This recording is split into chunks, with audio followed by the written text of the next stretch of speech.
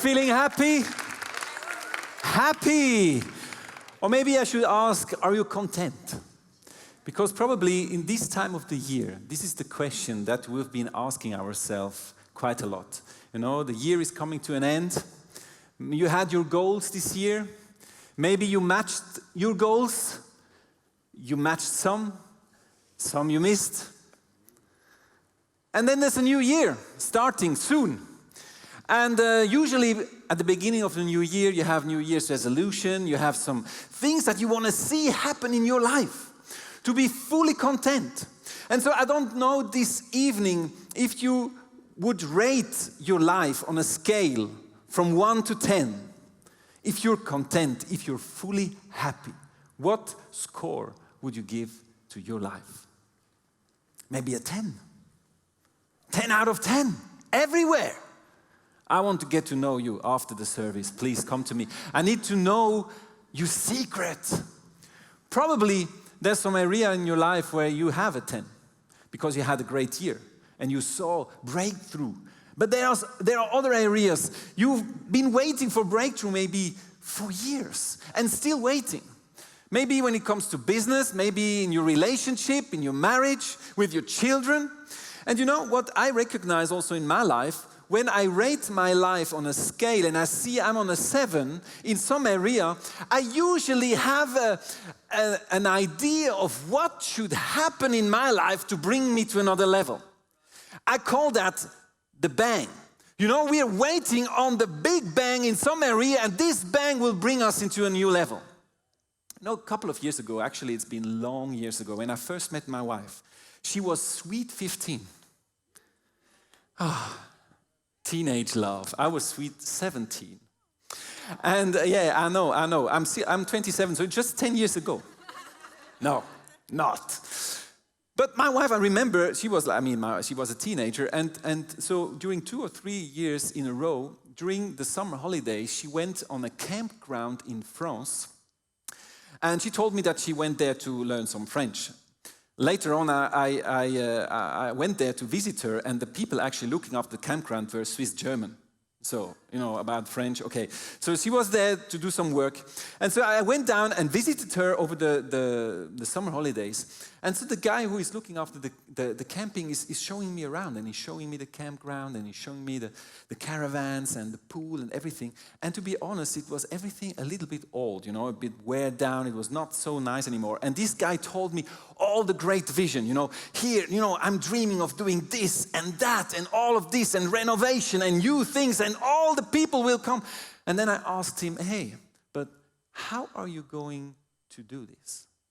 And so he took me to the side and he said, I have a secret for you. One day, there will be a bang, and then I'm rich. There comes the bang, and then I'm in another level. So that's why my message this evening is called, There Comes the Bang. There comes the bang. You know, there's so many areas in our life where we're waiting on this bang. We're waiting on this breakthrough. And we're thinking, you know, when this moment happens, everything will change. You know, this poor guy, he's still waiting on his bang. It's been 20 years and more. And so, you know, in our church, we have a kind of a running gag in our worship ministry. Each time a new song is coming out, or a new album, new EP, you know, with the guys, I'm sorry about you. You look great in colors, you know, like I colored your life. That's nice. And so each time a new album or a new song is born and someone writes a new song, we look at each other and say, hey, when this song is coming out, there will be a bang.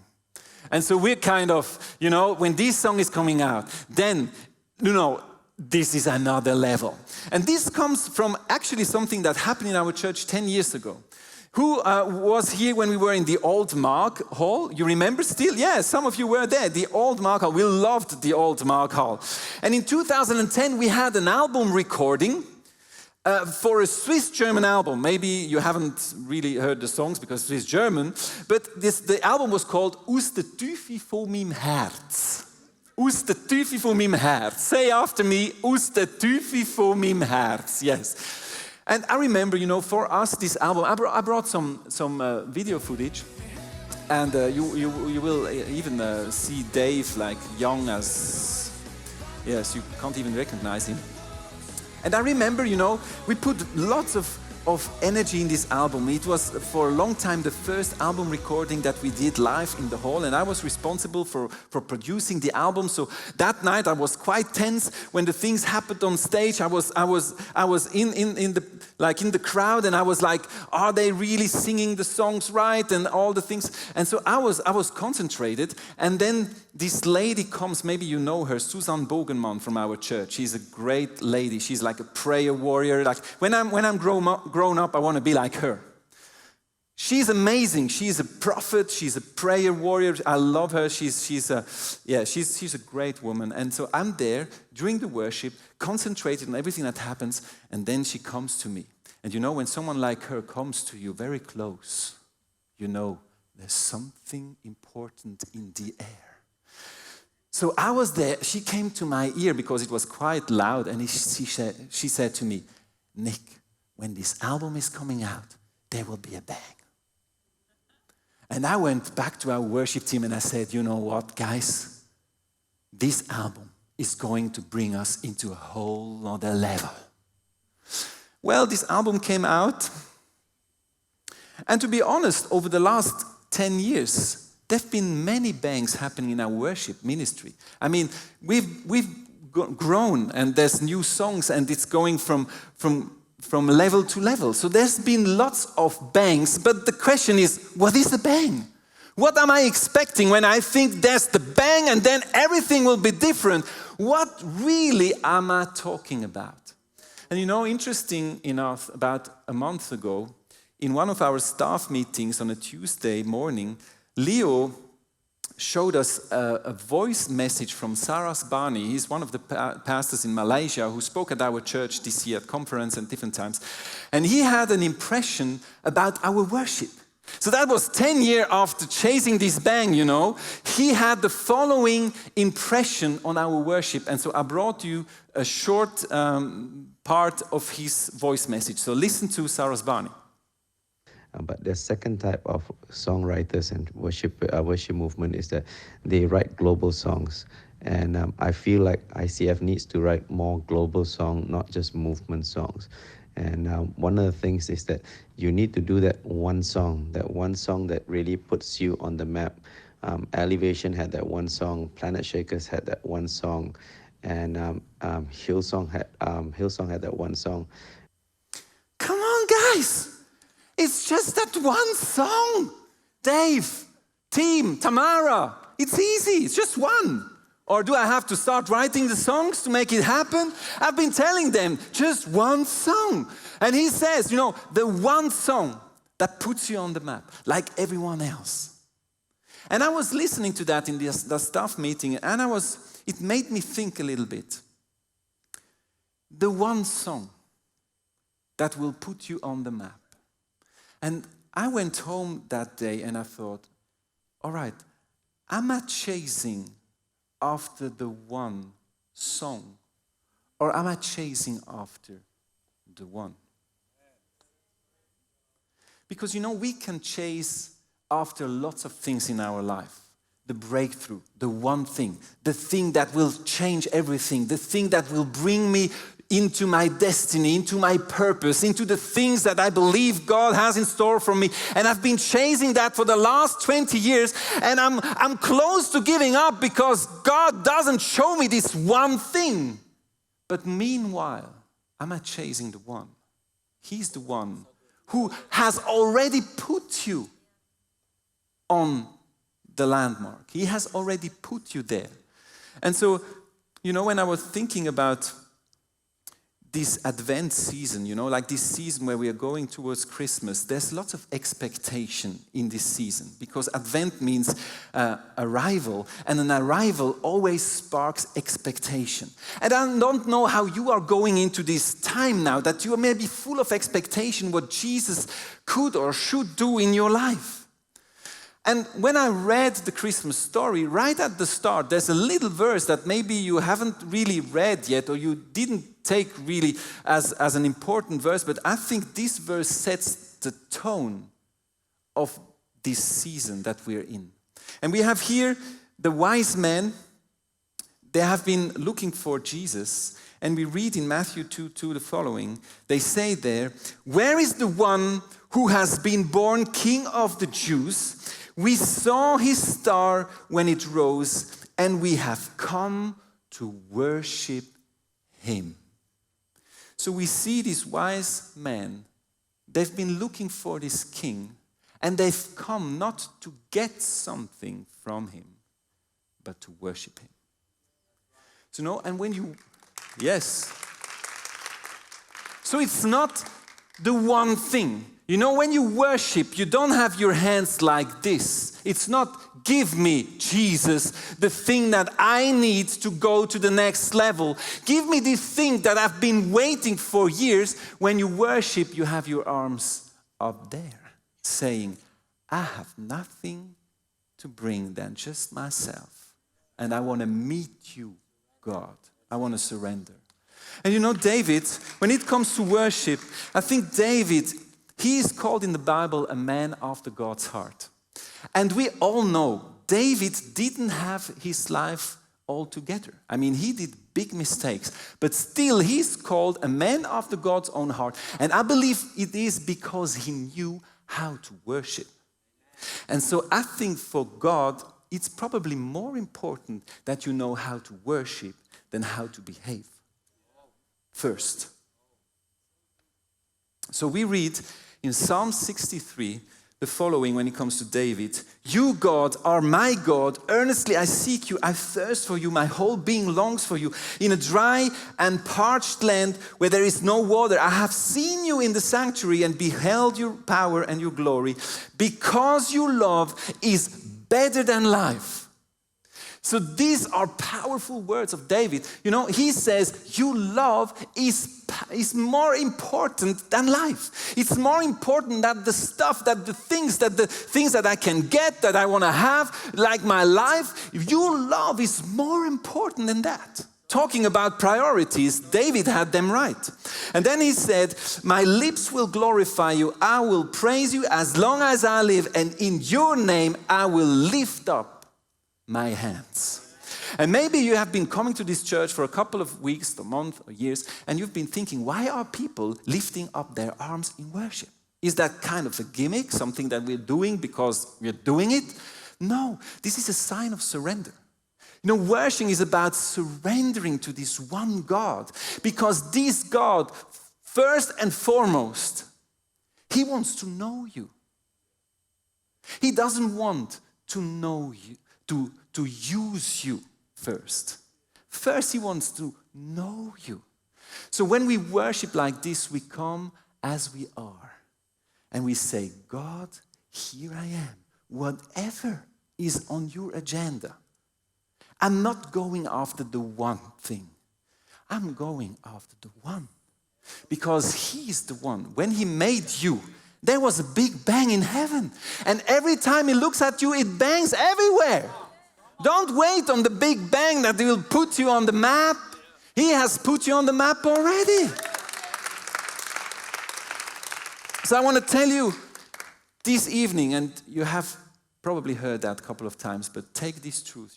Who you are is more important than what you do. Who you are is so much more important than what you have. And who you are is more dependent on the one who made you than the things that you are doing. It's so important in this Christmas season. Also, we Christian, we can be trapped in this, "God, use me." And then because your first thing is to see God using you, you are measured by the things that you are actually doing. And they're good things, but this will never give you this contentment that comes from knowing and not from the doing. It's such an important thing. When we look in the Bible, in the Old Testament, God used Pharaoh, but he knew Moses. God used Saul, but he knew David. And if you look at the life of these people, they go different ways. You know, when you look at the life of Saul, the first king of Israel, the only thing that was important to him was the worship of the people. Look at me, I'm the tallest, I'm the smartest. And we read somewhere that he was a great, he went to war and he had killed more than 1,000. So he was very dependent on his doing. That made his identity.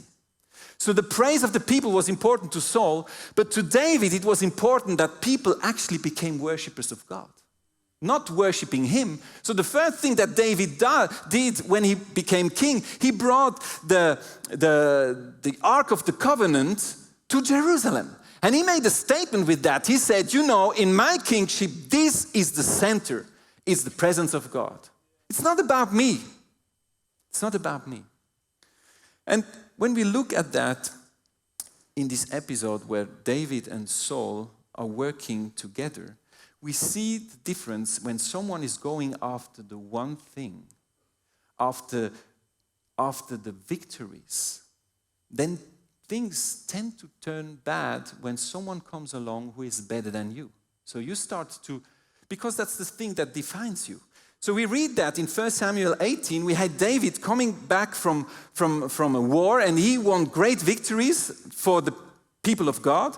And we read there, the woman came out from all the towns of Israel to meet King Saul with singing and dancing, with joyful songs and with timbrels and lyres. Oh my goodness. As they danced, they sang, Saul has slain his thousands and David his tens of thousands. Saul was very angry. This refrain displeased him greatly. They have credited David with tens of thousands, he thought, but me with only thousands. And you see, he said that they have credited David. Probably Saul, because he was going after his victories, he was counting his victories every night. And then he said, they even got it wrong on that song. I didn't not just kill thousands. I'm pretty sure I killed 10,000, like David, because he was after his victories. And so when you go after your victories, there's things that happen if you go after the one. You know, taking this example of worship that I said at the beginning, what is the big bang when it comes to worship music? We've been dreaming over a couple of years to have our first songs that hits 1 million streams on Spotify. This is a goal. That is something that we can chase about. And actually it happened. A couple of years ago, All About You, this song, was really like this kind of a bang song, you know? It came out and bang! It made 1 million hits on Spotify. And so we were all like, oh, what's happened? We were like, 1 million, that's amazing. Is that all this is how a bang is feeling? And sometimes you're chasing after things and then actually it happens and you realize this is not the thing that will make you content. It's just something that makes you happy for a while. And you try with slow motion to get this feeling a little bit longer. Oh, bring on the confettis. A bit, oh, there's some more confettis. Oh, I can still, the bang is gone. And then because you've been chasing this bang, the bang happens, it's gone. And the other thing that happens, and this is what happens to Saul, you look to your right and you see, there's the guy, he has 10 million streams. His balloon is bigger than mine. Let's chase after this, but I can tell you 10 million, it's maybe a little bit louder, but it's still a bang. And so when we chase after the bang, really, and when we think that the bang will make us content, not just happy for a while. I mean, I remember we went with the guys and had dinner and we celebrated, and it's good to celebrate, it's not a problem. But what you realize is that if you go after that, then you want more, and there's more, and you always need more because the contentment inside of you will never come from outward things. It's God alone that we would chase after. You know, I just want to say something on a very personal note tonight. You may have heard that I will leave ICF staff by the end of January. I've been here on staff for 12 years, and I've been involved as executive pastor, and I've really loved the journey to be here. And some people ask me, why are you leaving? You know, there's moments where you know that you know that you know that God spoke. And to be honest, a year ago when I started feeling that God is bringing something new into my life, I rejected that because I was like, why would I leave something like this? Why? Why would I? Why would I go back into business where I'm coming from? This doesn't make sense. And I want to just tell you tonight, I'm not leaving this church because I'm in anger with the leadership. I'm not leaving this church because I'm frustrated about anything. I'm moving on because God has told me to. And I'm not walking out of my calling. Some people think you're a pastor of one of the biggest churches in Switzerland. You're walking out of your calling. What's happening? You've been here and now you're going back into business. That's kind of, you're leaving the kingdom. And man, give me a break. I'm continuing building His kingdom as a man of God where God has put me. The last 12 years it was in this church. The next, I don't know how many years, I will build as a man of God in the business. Because I think everywhere where we go, we should go with this vision of building His kingdom. Amen. But what I want to say tonight is, when I realized that God is opening a new door, I was like, why would I leave this? And I had my little heart check.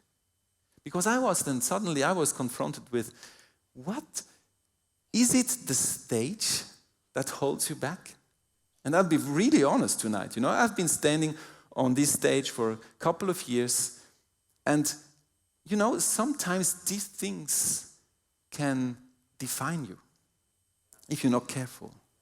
Because, you know, this stage, wow, great, the first time I can preach at Samsung Hall.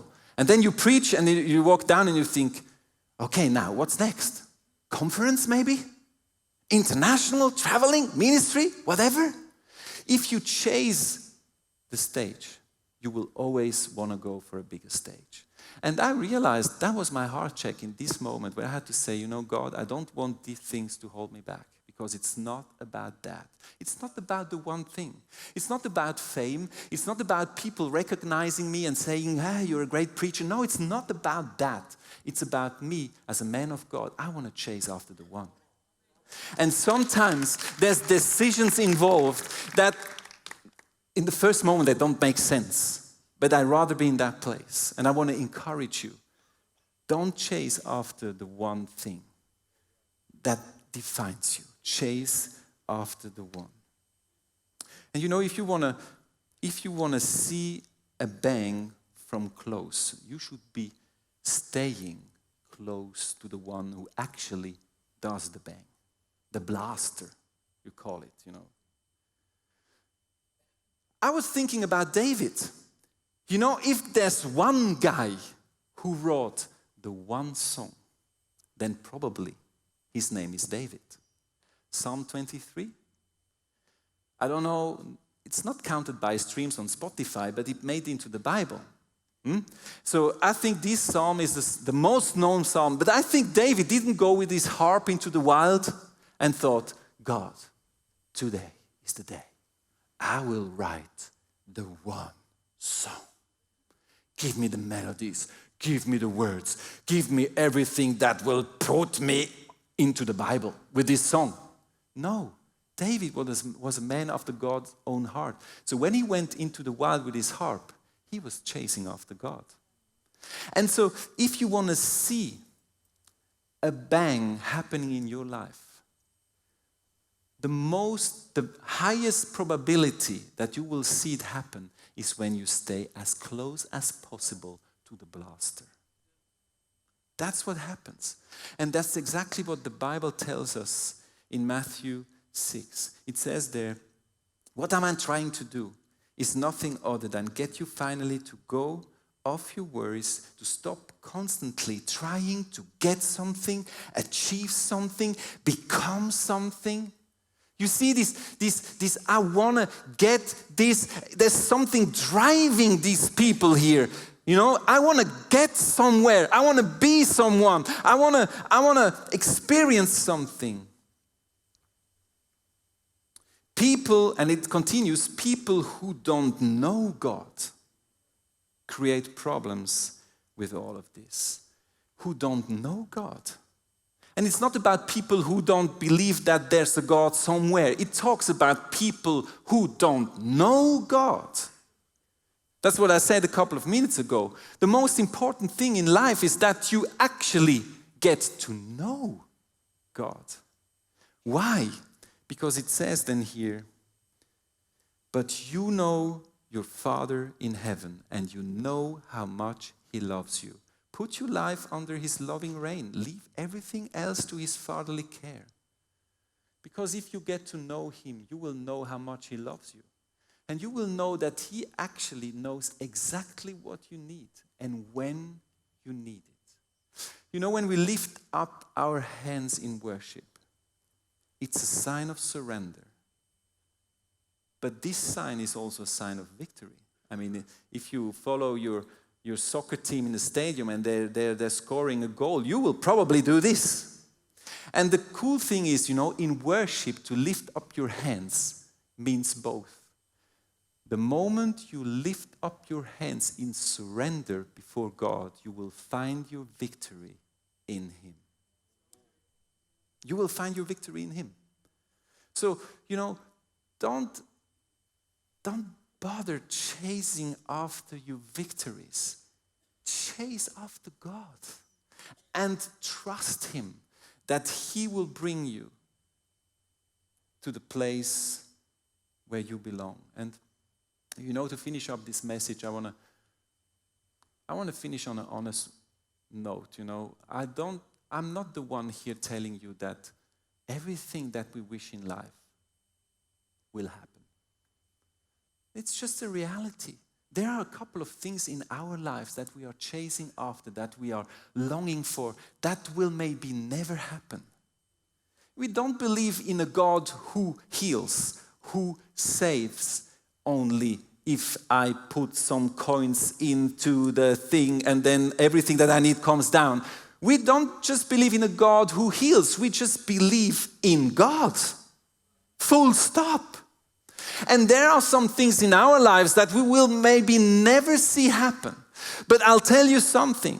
Our breakthrough might come, or it will come later on. Not now, maybe much later. But there is a life before the breakthrough.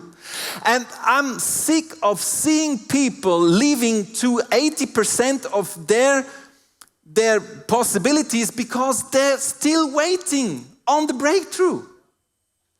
I think that people, we need to understand God wants us to learn to be content with what we have. And not just because we get what we want. And I think that Paul, the great apostle Paul, gives us a great example of this. You know, he wrote 2/3 of the New Testament. I mean, he was a great man. He did church planting at a very high level. He was a great preacher. But he was not the superhero. In his life, there were some things that actually were not meant to be. And so we read in Philippians 4, verses 12 and 13, I know what it is to be in need, and I know what it is to have plenty. So we see the Apostle Paul who says, I know both sides. There are things in my life where I feel needy, where, he had a sickness, some kind of, that he prayed for, but it stayed, for instance. So that was a need in his life until the end, as we know in the Bible, it didn't go away. So he knew about the need, but he also knew about plenty. So he had his breakthrough, of course, he had both. And now listen to that. I have learned the secret of being content in any and every situation. And you know what the secret is? I can do all this through Him who gives me strength. It's not a secret because it says there. It's not a secret anymore because He tells us the secret. I can do all things. And you know, this verse is probably one of the verses that is the most quoted out of context. I can do all things.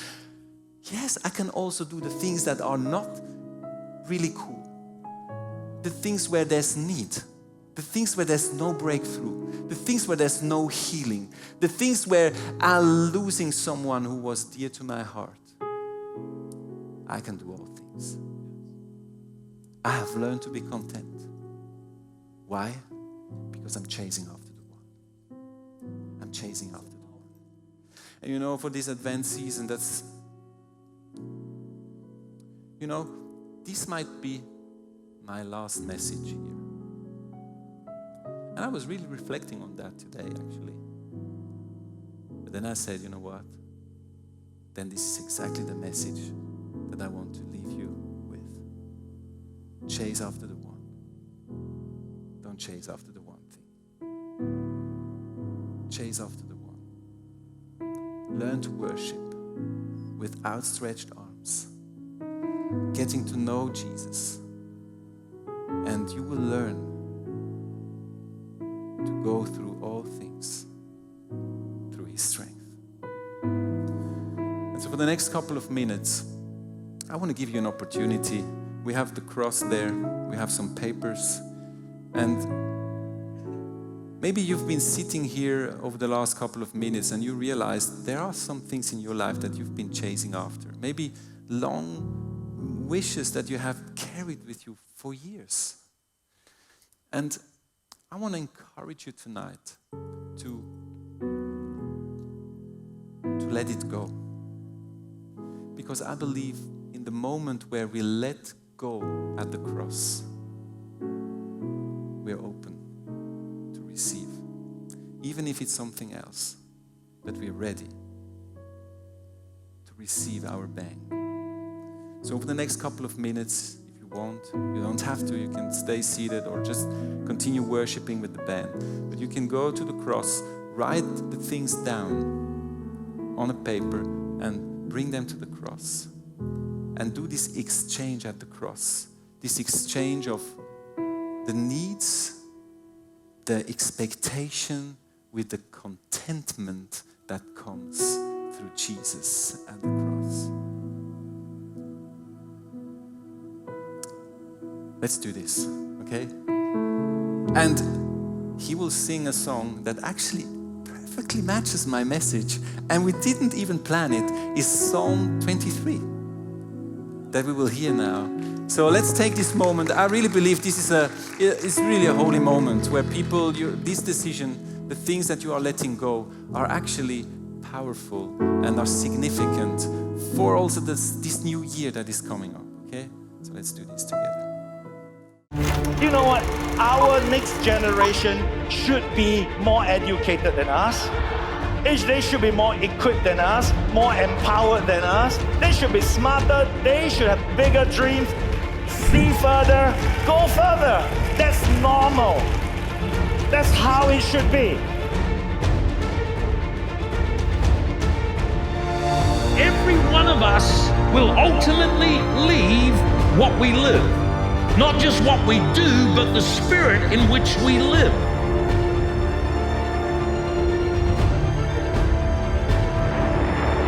Have you ever thought in your own life somebody should do something? The somebody, usually it's you.